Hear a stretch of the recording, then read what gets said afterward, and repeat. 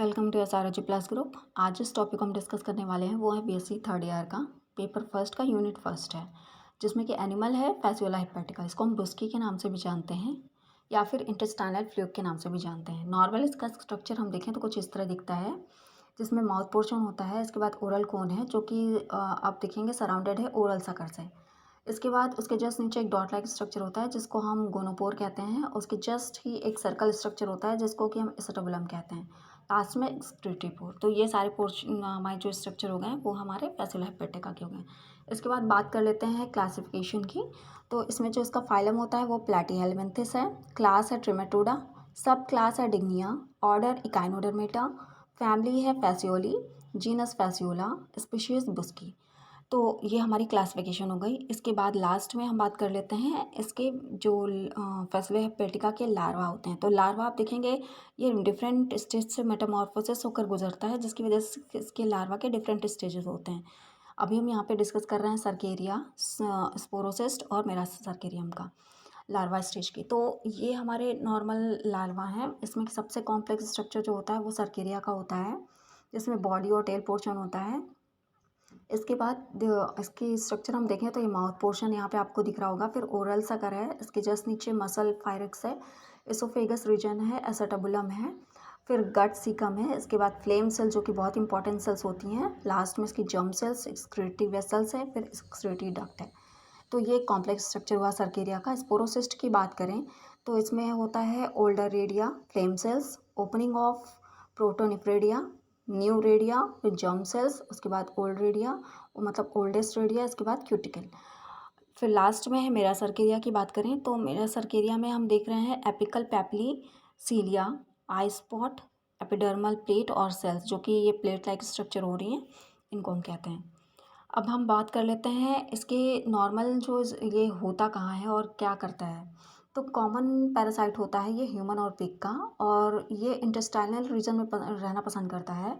Morphology की बात करें तो ये लंबा इलोंगेटेड होता है, जिसकी लेंथ लगभग 20 से 70 तक हो सकती है, और इसकी वाइडनेस अप टू 20 हो सकती है। और हम इसको देखें तो इसमें जो सिफैटिक कोन्स होते हैं और या सोल्जर्स होते हैं वो एब्सेंट होते हैं।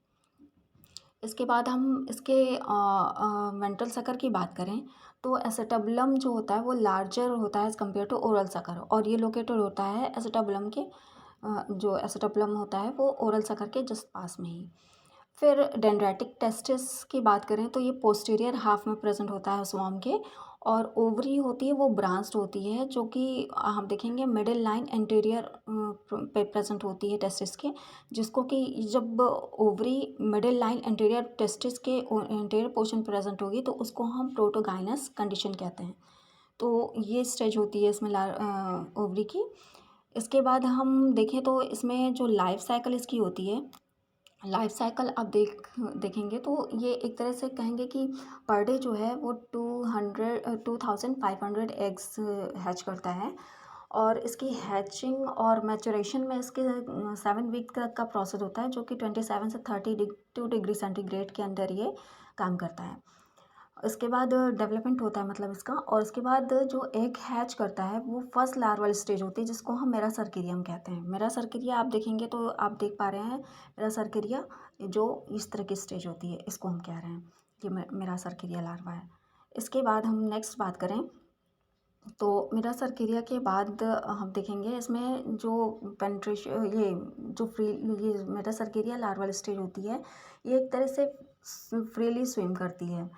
तो इसकी बॉडी जो होती है वो सीलिया से कवर होती है, जिसकी वजह से ये वाटर में इजीली सीलिया के थ्रू ये हेल्प से इजीली कहीं ट्रैवल कर सकता है। इसके बाद मेरासर्केरिया जो होता है वो पेनिट्रेट करता है सेकेंडरी होस्ट में, जो कि इसका सेकेंडरी होस्ट होता है सेल स्नेल। तो स्नेल में क्या होता है कि स्नेल की बॉडी में ये कुछ दिन तक जब रहता है, जब उसमें जाता है तो वो अपनी सीलिया को विड्रॉ कर देता है, हटा देता है। इसके बाद तो वो वहीं पर जब हटाने के बाद वो उसकी जो लार्वा होती है उसकी सेकंड स्टेज डेवलपमेंट स्टार्ट होती है यहीं पर, जो कि क्या करता है जर्म सेल्स की हेल्प से करता है, और इसको हम कहते हैं स्पोरोसिस्ट स्टेज। तो स्पोरोसिस्ट स्टेज आप देख रहे होंगे जो हम लोगों ने ऊपर देखा था, स्पोरोसिस्ट स्टेज ये वाली। तो ये हमारी स्टेज आ जाती है। इसके बाद नेक्स्ट हम बात करें आगे, स्पोरोसिस्ट स्टेज के बाद आती है इसमें जो स्पोरोसिस्ट स्टेज होती है वो डिफरेंट मेटामॉर्फोसिस से होकर गुजरती है और ये कन्वर्ट होती है थर्ड स्टेज में, जिसको कि हम रेडिया कहते हैं। अब रेडिया फर्दर अंडरगो मेटामॉर्फोसिस होती है इसमें और ये कन्वर्ट होता है फोर्थ स्टेज में, जिसको कि हम सर्केरिया कहते हैं। तो फ्रीली स्विम लार्वा होता है सर्केरिया, और ये अपना लोकोमोटरी जो ऑर्गन होता है इसमें वेल डेवलप होता है, जिसकी वजह से ये कहीं भी स्नेल के बाहर उसकी बॉडी से निकल के बाहर के पोर्शन में वाटर में ट्रैवल करने लगते हैं। अब सर्केरिया क्या करता है, जब स्विम करता है वाटर में तो क्या करता है, ये डेफिनेट होस्ट के सर्च में रहता है। जब इसको होस्ट मिल जाता है सर्केरिया को तो वो उसमें एंटर कर जाता है। अब एंटर कर रहा है तो प्राइमरी होस्ट इसको अगर जो नहीं मिलता है तब सर्केरिया उस कंडीशन में क्या करेगा, ये कन्वर्ट हो जाएगा मेटा सर्केरिया में, मतलब कि एडवांस मैच्योरिटी स्टेज में कन्वर्ट हो जाता है और विड्रॉ कर लेगा अपना फ्लैजला और एक सिस्ट के फॉर्म में प्रेजेंट रहता है। तो मेटासर्केरिया अब जब अगर जो इन केस अगर जो उसको होस्ट मिल जाता है तो मेटासर्केरिया क्या करेगा, ये सॉलो हो जाएगा किसी प्लांट के थ्रू, जो कि किसी एनिमल के थ्रू ईट किया जाएगा वो प्लांट। इसके बाद उसके अंदर जब रहने के बाद वो 2-3 महीने तक वहाँ पे अपना डेवलपमेंट या कह सकते हैं कि और मैच्योरिटी की स्टेज गेन करेगा। और इसके बाद इन्फेक्शन डिपेंड करता है कि ह्यूमन या पिग के फीसेस पे।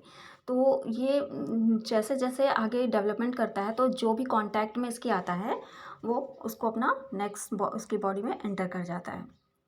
अब यहाँ पे हम लोग देख रहे हैं ये जो इस डिफरेंट स्टेजेस थी लार्वा की, यहाँ पे आप देख पा रहे होंगे। इनिशियल स्टेज है मेरा सर्केरिया लार्वा, फिर स्पोरोसिस्ट स्टेज है, फिर रेडिया लार्वा, सर्केरिया लार्वा, फिर मेटा सर्केरिया। ये सारी स्टेजेस हैं डेवलपमेंट की जो फैसियोला हेपेटिका की होती हैं।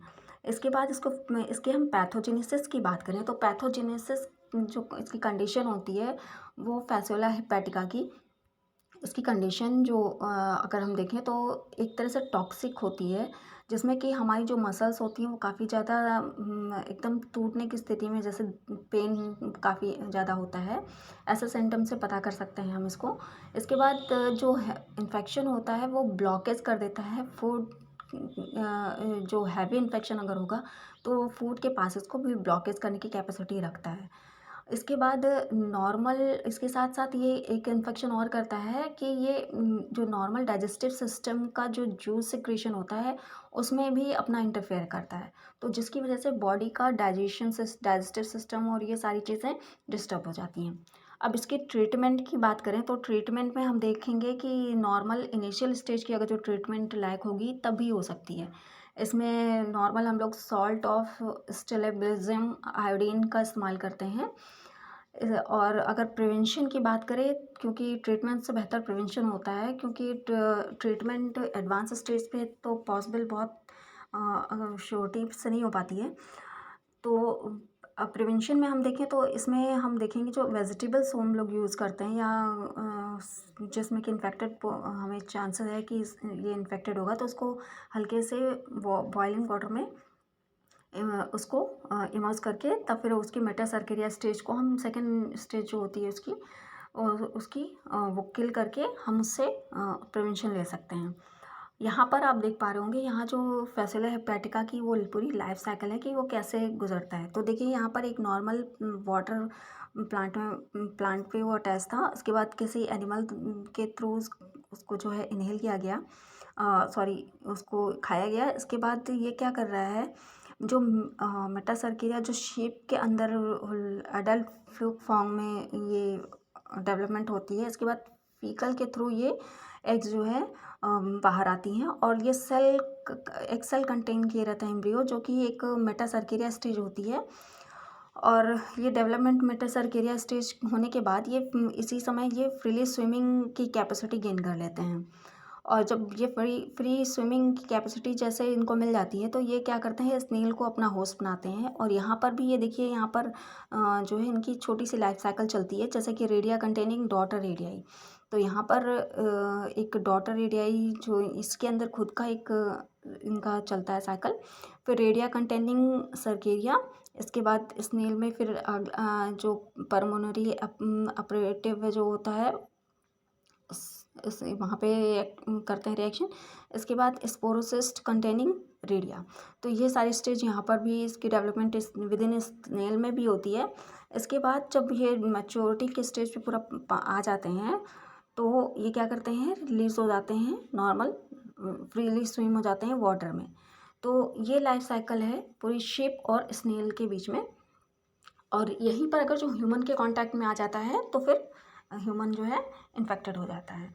तो ये हमारी सारी स्टेज हो गई फैसियोला हेपेटिका की।